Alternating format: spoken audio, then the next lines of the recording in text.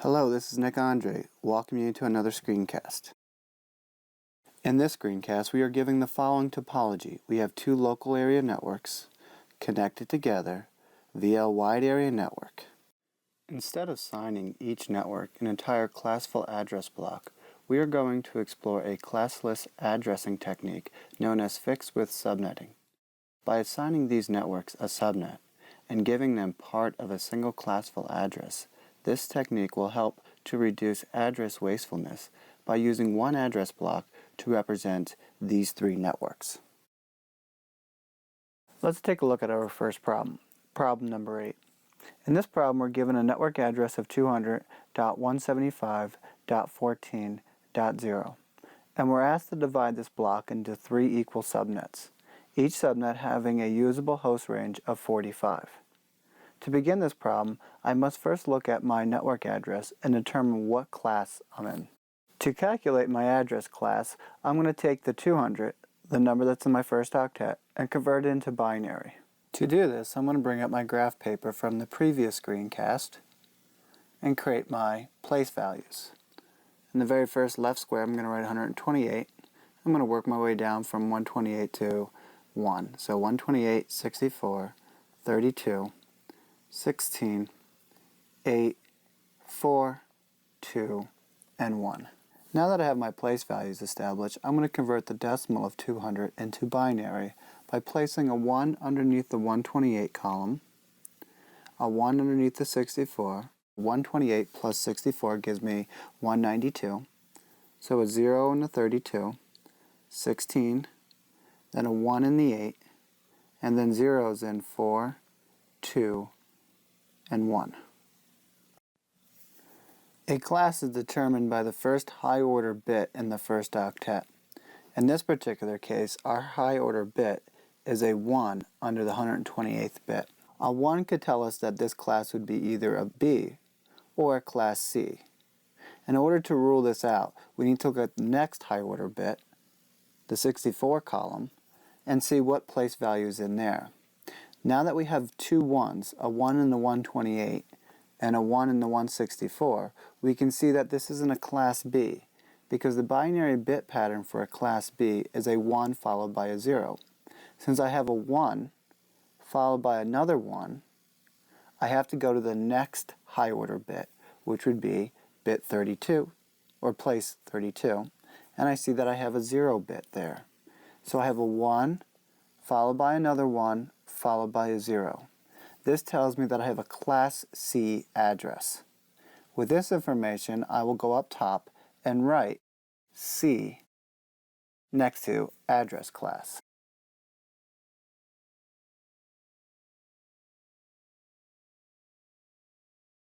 Next, knowing that this is a class C address, I can fill out the information underneath that asking for the default subnet mask. The default subnet mask for a class C is a 255 followed by another 255 followed by another 255 followed by a 0. Remember that a class C tells us that the first 3 octets represent the network portion and then the last octet represent the host. This is why my default subnet mask has 3 255s followed by a 0. A subnet mask is used to determine what part of an address in a classless environment represents the network portion and what part represents the host portion. The part with a bunch of 1s underneath it helps to contribute to the network portion. The part with a bunch of 0s underneath it helps to contribute to the host portion. Knowing that the last 8 bits, the bits stored in the 4th octet, help to represent the host portion, I'll be able to answer the rest of the parts for problem 8. To do this, I must reestablish my grid. Instead of seeing this table as a way of converting a decimal number into binary, let's view it as a means of mapping out the different possible subnets we will acquire as we borrow more bits from the 4th octet. This table now will represent the last 8 bits of our IP address. That is to say that this table is in fact the 4th octet of the given network address for this problem. When I want to create a subnet, I have to borrow the most significant bit from my octet. In this case, if I were to create an additional subnet, I would have to borrow the 8th bit of my subnet. In doing so, I'll be creating 2 additional subnets. That is, for each bit that's borrowed, 2 raised to that number of bit borrowed will produce the number of subnets I'm looking to create. So if I were to borrow 2 bits, these two, the 8 and the 7, then I would create 4 subnets.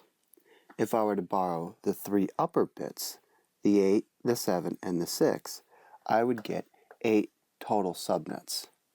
To illustrate this, I'm going to write the number of subnets in a square underneath the bit borrowed. So if I borrowed the first bit of this octet, I would get 2 subnets. If I were to borrow the first 2 bits, I would get 4.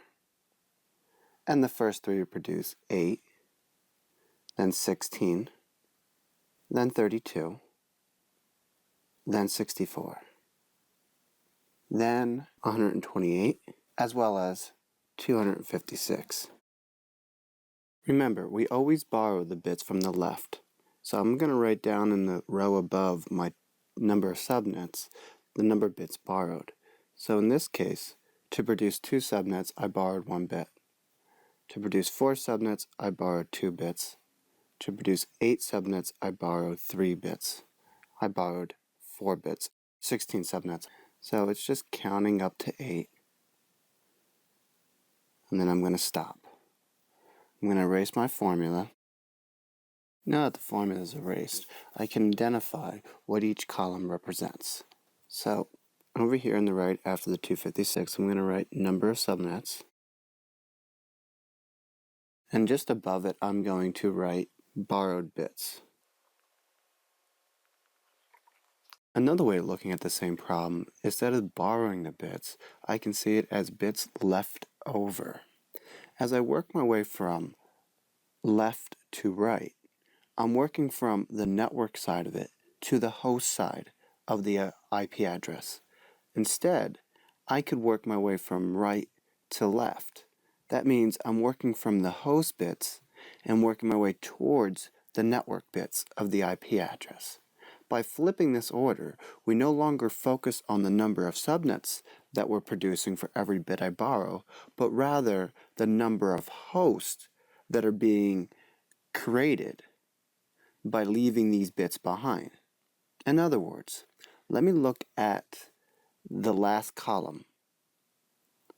If I were to leave 1 bit behind and borrow all other 7 bits, how many hosts would be available per each of my 128 subnets?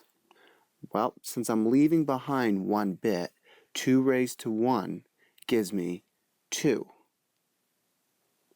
So this row represents the number of hosts.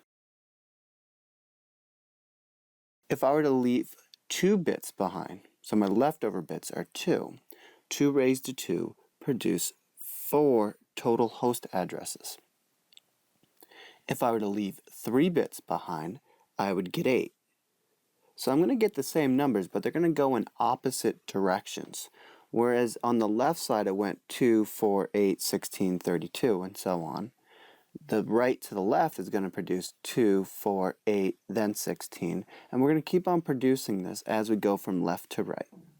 16, 32, 64, 128, and 256. And remember, if we didn't borrow any bits, a Class C license would allow us 256 total addresses. According to this problem, we're going to need 3 subnets, and each of the subnets needs to be able to handle 45 usable addresses. So let's go back down to our chart and see what that gives us.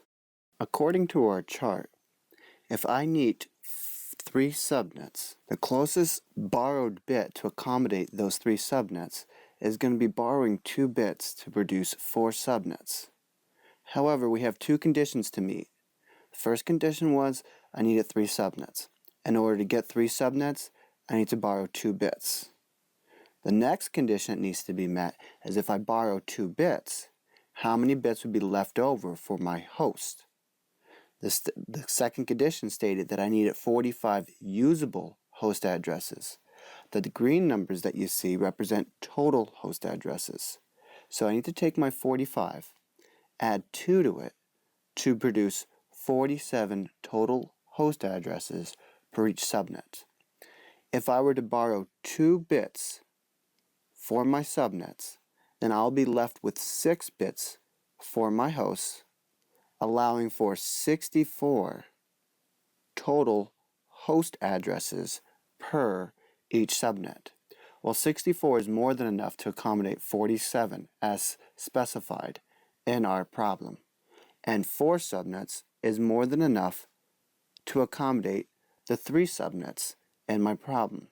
Remember, a bit cannot be split in half, so there's no way that I can borrow 1.5 bits to produce 3. I just got to get to the closest that'll be able to accommodate the number that's required for the problem or situation.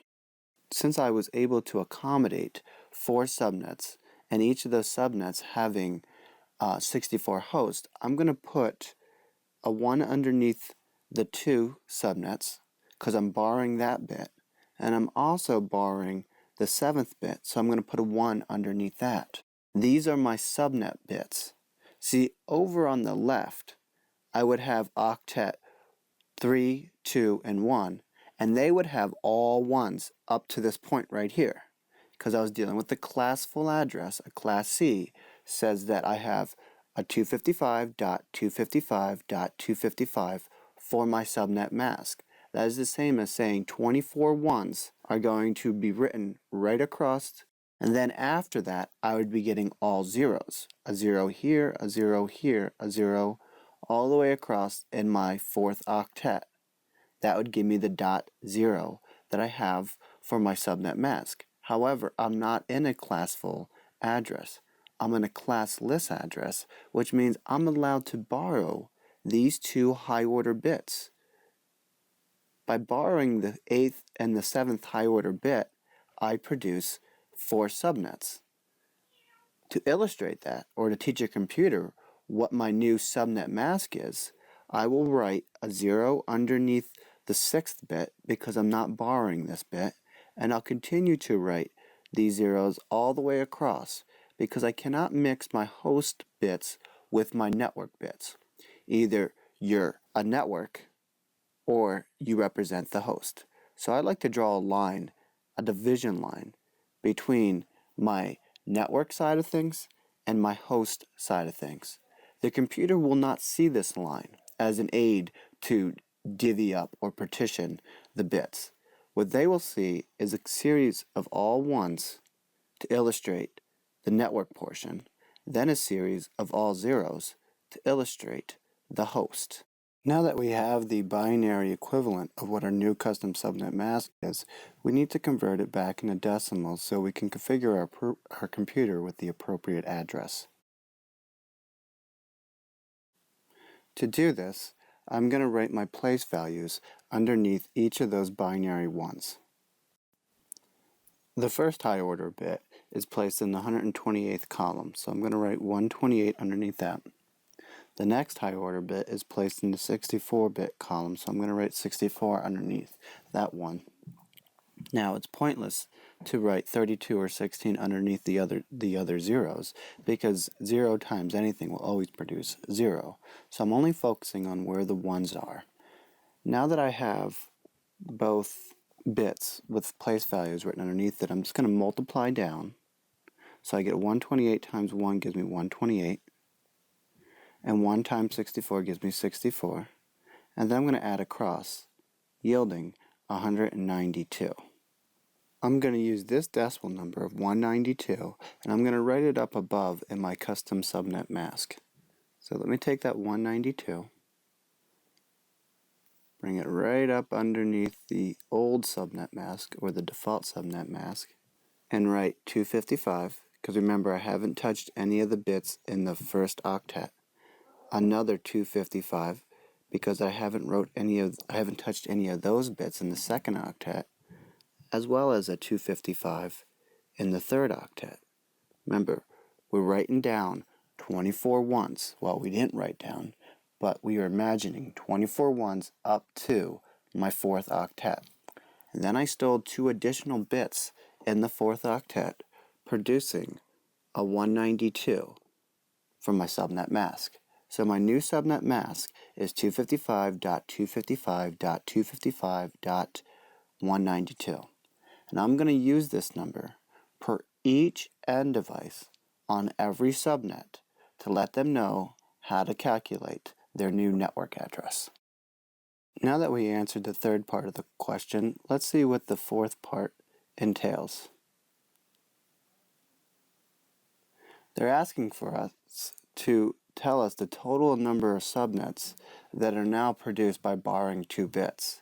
Well, let's take a look at our table and see what that was. According to our table, we are borrowing the first 2 high-order bits to produce a total of 4 subnets. So that's the number I'm going to use to write down next to total number of subnets. Total number of host addresses. Well, let's go back to our chart. If I'm borrowing 2 bits, therefore I'm leaving 6 bits behind, which means that I have a total of 64 host addresses. And that's going to be the number I'm going to write next to total number of host addresses. Now, you need to see that as being total number of host addresses per subnet. Now they're going to ask for total number of usable addresses. Well, that's equal to 64 minus 2, which equals 62. Number of bits borrowed? Well, I stated it, but I'll go back down to my table or my chart, and I'll reference it again. To produce 4 subnets, I need to borrow 2 bits. And so that's what I'm going to write down next to total number of bits borrowed. Okay, now that our work's done, let's just go back and relook at the problem to see if we accomplished all the conditions that were met. Problem number 8 stated that we needed to produce 3 subnets, and each of those subnets needs to be able to handle 45 usable host addresses. We were given a network address of 200.175.14.0. We determined that this network address was a Class C, which meant that we had a subnet mask of 255.255.255.0. This information helped us to determine what octet represented the host portion of the address. Knowing that, I was able to develop a new chart. In this case, this chart would represent the 4th octet. And in this chart, I was able to come up with the number of subnets produced if I were to borrow X number of bits, as well as the number of hosts if I left certain bits behind. Now, there is something I want to bring to your attention.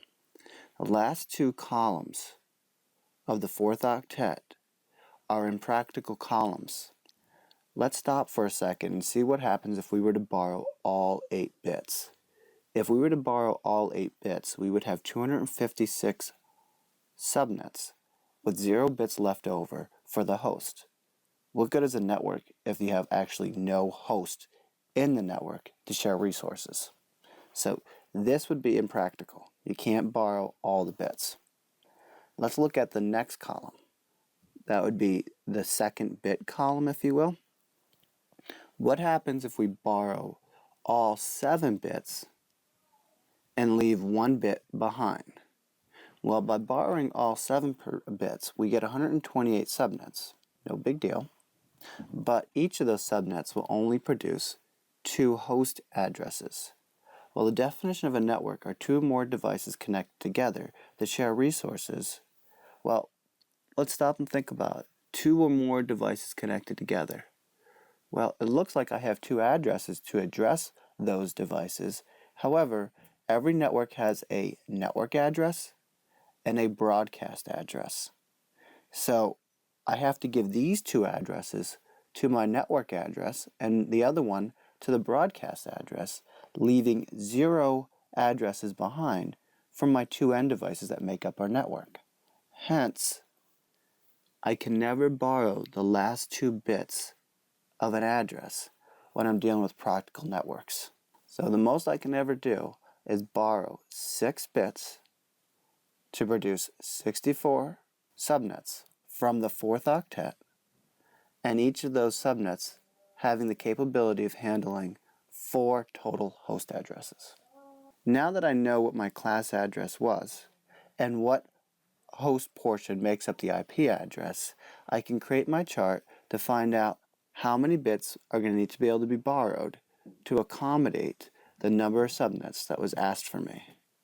When I did that, I placed 1s under the bits that were being used for the subnets and 0s underneath the bits being used for the host. This information allowed me to come up with a bit mask of 1 1 followed by all zeros. A bit mask is what the computer uses to calculate a network address by ANDing it with an IP address. Unfortunately, when I go to configure my end devices, I have to use a decimal notation. So I had to convert those bit maps into decimal numbers of 192. After producing that, I was able to come up with my new custom subnet mask of 255.255.255.192. Now you might be asking yourself, where did those 3 255s come from?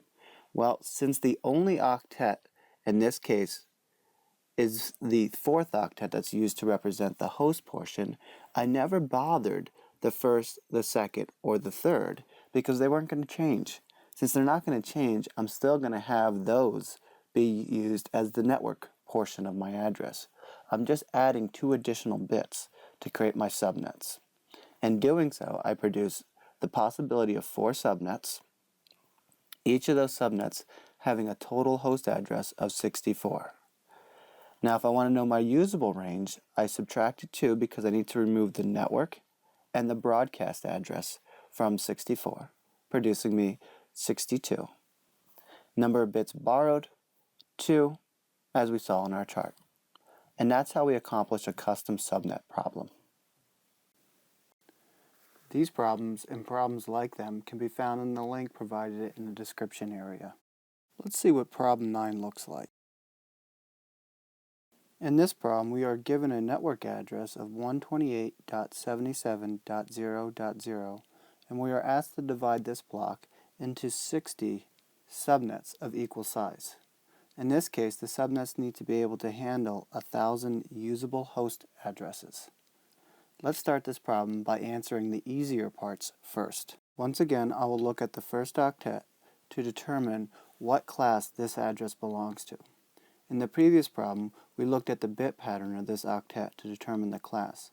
In this problem, I will use the following table to determine what class this network address belongs to. Our address block, according to this table, belongs to a class B because our number began with 128. A class B has a default subnet mask of 255.255.0.0. I'm going to record this information in the appropriate places. We have a class B with a default subnet mask of 255.255.0.0. To answer these parts of this problem, we will need to visit the infamous grid. You may have noticed that this grid is a little different than the last grid we used in the previous problem. In the previous problem, our host portion was stored in the last octet. Since 8 bits were used for the host, I decided to use a sheet with a larger grid size. In this problem, the last 2 octets are used for the host. Hence, the need for a sheet with smaller grids. We were asked to take the original classful address and divide it up into 60 subnets, each with 1,000 usable hosts. To begin solving the rest of the parts of this problem, I will set up my subnet/host chart. To begin, I'm just going to magnify the spreadsheet to make it easier for me to actually write my numbers down. And I'm going to slide over to the very far column, the very first column of this sheet. Here we are. Begin setting up this chart, I need to remember that the last two octets contain the host portion of this address. Hence, I will write out the bits of these octets across the top of my grid. 1, 2, 3, 4. And I'm going to move this over. So I'm at 11, so this is going to be 12, 13, 14, 15, and 16. Let me go back a second, and I'm going to put a dot between the 9 and the 8 to make it easier to remember that from 9 to 16 I'm in the third octet, and from 1 to 8 I'm in the fourth octet. Under this newly formed header, I will write out the number of hosts if their respective bits were left over. For example, if the last bit was left over, then I would have a total of 2 host addresses. So I'm going to write a number 2 under that bit. If the last 2 bits were left over, then I will have a total of 4 host addresses. I will write a 4 underneath 2 since I'm leaving those 2 bits left over. I will continue to do this until I reach 65,536.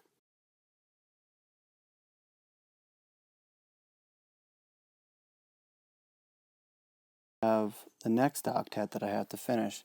Now this octet will not repeat over. I won't start with a 1 and then go to 2, 4. I'm just going to continue on because if I were to borrow, or if I was to leave 9 bits behind, I would have a total of 512 addresses to work with. Likewise, if I keep on continuing this and I leave 10 bits behind, I'll have 1,024 addresses to work with.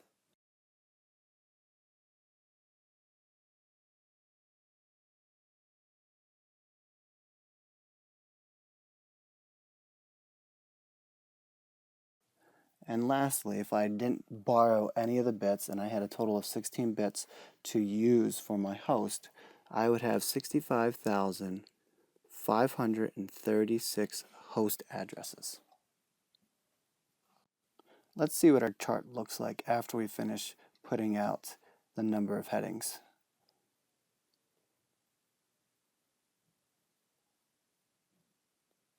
As I work my way from right to left, leaving these number bits behind, 1, 2, 3, and 4, my numbers start doubling. The important thing here is when I reach the end of my octet, I ignore it and I keep on continuing the doubling effect until I reach the end of my third octet. Under the new host row, I will now write out the number of subnets if the respective bits were borrowed to accommodate the number of needed networks. For example, if I borrowed the first bit of the third octet, then I'll have a total of 2 subnet blocks, each with the ability of representing 32,768 total host addresses. Consequently, I would write a 2 underneath the 16th bit column because this is the bit that I'm going to borrow, the first high order bit of the third octet. I'm picking on the first high order bit of this third octet because this bit marks the beginning of the host portion of this address box. I will finish this row much the same way I finished the last row.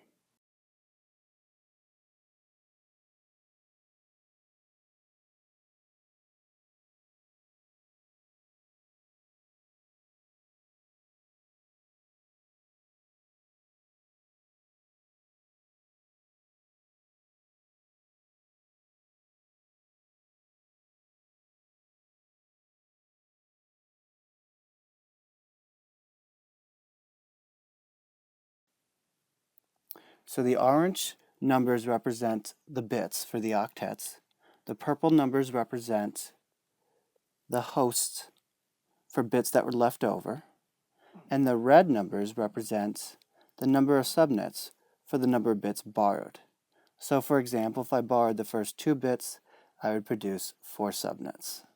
If I borrowed 3 bits, I would produce 8 subnets, each with the ability of handling 8,192 host addresses. Now that we established this new chart, we can determine the number of bits required to create 60 subnets, each with the ability to address 1,000 usable hosts. It looks like we'll need to borrow 6 bits from the third octet to give this address block the ability to accommodate 64 subnets. I will indicate this by placing 6 binary ones from here up to and including here. So I'm borrowing these 6 bits, but before I fill out the rest of the places with zeros, I will need to verify that my subnets can handle 1,000 usable hosts. It looks like our subnets will be able to handle 1,024 total host addresses if I were to leave 10 bits left alone. This should be enough to meet the requirements set forth by problem 9. Hence, the new network boundary will now be drawn here between the 11th and the 10th bit of this problem. I will now place all binary zeros to the right of the line. To keep place, I'm going to put another decimal right here between the 9th and the 8th bit, just so I remember that to the left of that dot is the third octet, and to the right is the fourth octet. As with the previous problem, I will need to convert these binary values back into decimal. A 1 in the 128th, a 1 in the 64, a 32, a 16, an 8, and a 4 will produce a decimal number of 252 for the third octet.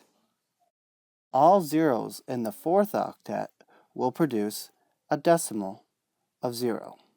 My new custom subnet mask will now be a 255.255.252.0.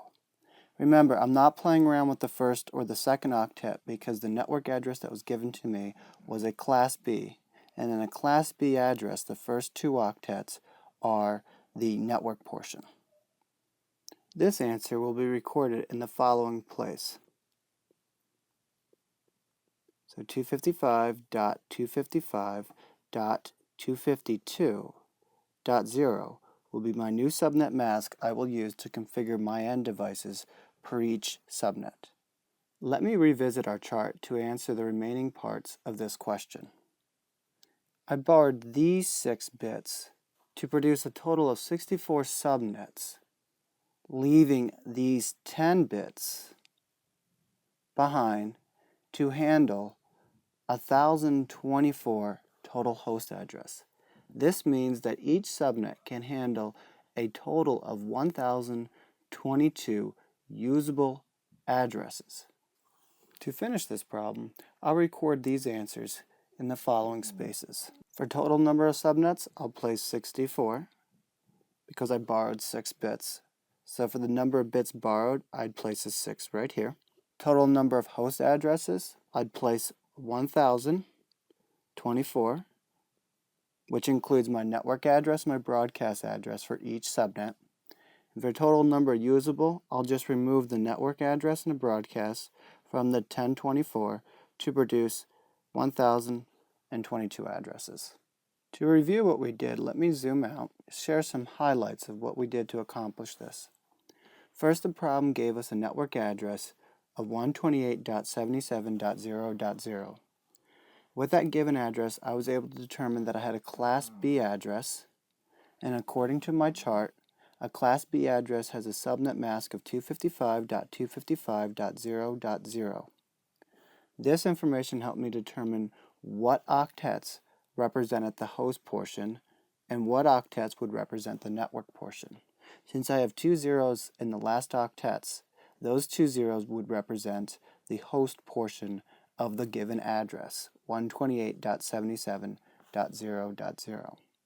After deducing that, I went and created a new subnet/host chart to map out all the different variations of the number of subnets and their capacity, if you will.